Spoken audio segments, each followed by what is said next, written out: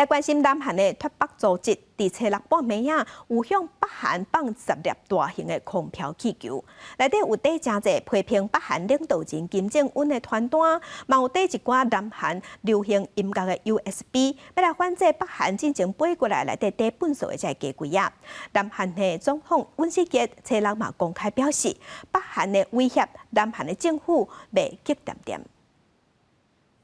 南韩的脱北团体自由北韩运动联合，伫6月初6嘅透早，对前往北韩北部嘅京畿道浦川市，向北韩释放出10粒大型嘅鸡龟仔，散布20万张批判北韩领导人金正恩体制嘅传单，含内面有南韩伫2002年放送嘅经典韩剧《当归乱歌》，含少年歌有名嘅歌手林英雄嘅影片嘅 USB， 而且内面还有2000张1美金嘅银票。北韩对5月28到6月初2嘅透早，向南韩市连续空投要1000粒，内面有装一大堆粪扫含垃圾米，总重量差不多15吨嘅鸡龟仔。另外嘛，发送电波来干扰南韩的 GPS 全球定位系统。南韩总统尹锡悦初六伫追悼韩战内面阵亡将士的献中日纪念仪式顶悬强调讲，这对平常来的威胁，南韩政府袂点点就好过去。 북한 정권은 역사의 진보를 거부하고 퇴행의 길을 걸으며 우리의 삶을 위협하고 있습니다. 서해상 포사격과 미사일 발사에 이어 최근에는 정상적인 나라라면 부끄러워할 수밖에 없는 비열한 방식의 도발까지 감행했습니다. 정부는 이러한 북한의 위협을 결코 좌시하지 않을 것입니다.